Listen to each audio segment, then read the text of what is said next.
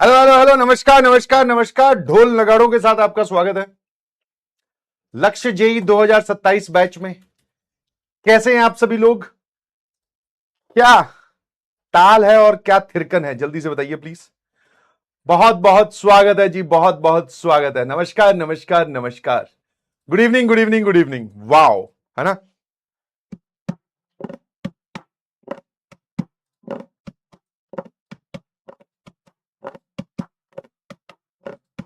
तुमने पूछा नहीं सर ये टैलेंट कहां से आया आप में?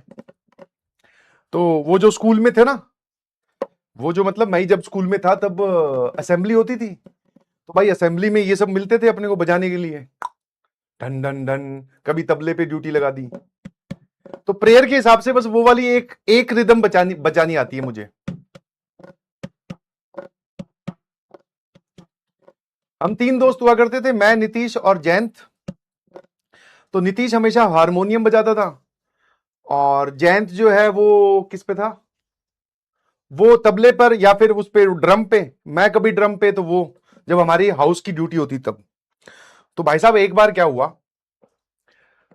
नीतीश भाई छुट्टी पर थे और हमें बताया नहीं उसने कि कल नहीं आऊंगा। और हमें पता नहीं था। अब मैं हॉस्टल में रहता था। तो भाई हमारे जो म्यूजिक टीचर थे उन्होंने ड्यूटी बदल दी। मेरे को कहते तुम हारमोनियम बजाना। और मुझे तबला और ये ड्रम तो आता था क्योंकि हमेशा उसी पे प्रैक्टिस हुई। हारमोनियम नहीं बजाना आता भाई अब, है ना। और भैया मेरी ड्यूटी लगा दी हारमोनियम पे। और वो भैया पूरी असेंबली करवानी है और उस पे माइक लगा होता है हारमोनियम पे, सभी सुनेंगे। मैंने जो हारमोनियम बजाया है, मजाल है कोई बच्चा अपनी आंख बंद कर पाया हो, भगवान को याद कर पाया हो। अलग धुन में बजा रहा हूं। सारे बटन दबा दिए। मैंने कहा लियो भैया। बच्चे भी आंख खोल खोल के देख रहे, बोले आज ये कौन है। तानसेन। मैंने कहा मैं हूं भाई। हाँ। गजब काम कर दिया भाई। और म्यूजिक वाले टीचर भी मुझे बाद में, क्योंकि प्रिंसिपल मैम भी घूम रही होती है वहां पे, म्यूजिक वाले टीचर मुझे बाद में बोलते हैं तुम्हें हारमोनियम नहीं आता, तुम 9th क्लास में हो चुके हो। तो मैंने कहा ये कहाँ जरूरी है। मैंने कहा सर सीखा तो था, मैं भूल गया, मैं वहां पे थोड़ा सा घबरा गया। बोले रोज तो तुम वो बजाते हो। मैंने कहा उसमें नहीं घबराता मैं, उसमें क्या बढ़िया रहता है। हाँ, डन डन डन। अपने आप हाथों की ट्यूनिंग सेट हो रखी थी ना।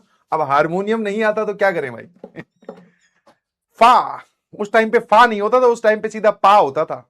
बोले इसके पिताजी को फोन मिलाओ। मैं कहा छोटी छोटी बात हो, पापा मत फोन मिलाओ। हाँ, लेना ले दे के चलटा दो ना फटाफट। हाँ, दो थप्पड़ तुम मार लो और क्या। Let's keep it cool. ठीक है। हाँ, स्कूल का इवोल्यूशन बहुत बढ़िया हुआ है। जो मॉडर्न चेंजेस मुझे ये लगे हैं वो जो बहुत अच्छे हैं, कि बॉयज के लिए जो है वो चड्डा कंपलसरी नहीं है ना, शॉर्ट पैंट। वरना भाई 8वीं क्लास तक तो, 5th क्लास तक तो ये था कि भाई तुम लोग पेंसिल से ही लिखोगे। तो एक अंदर वो कसक थी कि भाई पेन से लिखने को कब मिलेगा। हमारे जो सीनियर है, जो बड़े भैया दीदी हैं, वो तो पेन से लिखते हैं, हमें भी पेन से लिखना है।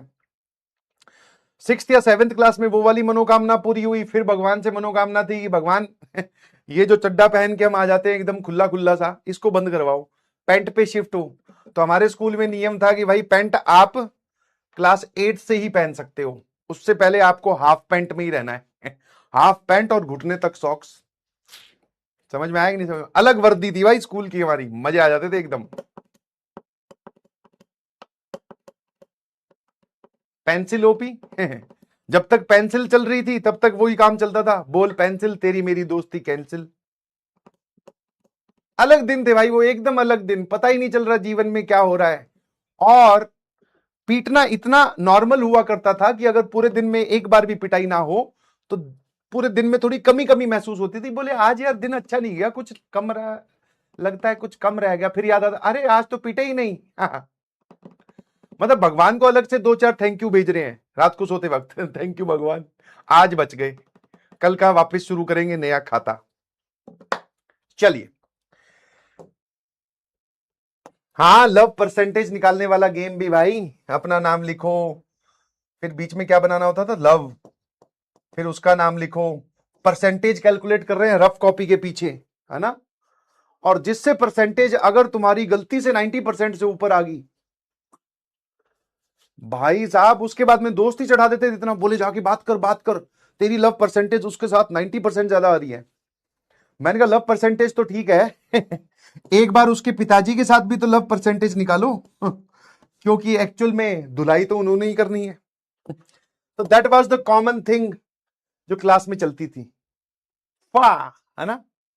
पहले सिंपल चेक हुआ करता था, आजकल तो क्या है, तुम लोग इंस्टाग्राम पे चेक करते हो कि भाई ये मुझसे ही बात कर रही है कि मेरे दोस्त से भी कर रही है। वहां पे हमारे पास सिंपल यंत्र था, लव परसेंटेज कैलकुलेट करो खुद के नाम के साथ, और अगर बाजू वाला अपना आपका जो जिगरी दोस्त है उसके साथ भी उसका लव परसेंटेज कैलकुलेट कर लो। उसका लव परसेंटेज ज्यादा आ रहा है मतलब मामला गड़बड़ है, दोस्ती तोड़ दो अगले दिन से। अपना एकदम सिंपल फंडा हुआ करता था, मतलब हमारे टाइम पे very easy it was to understand.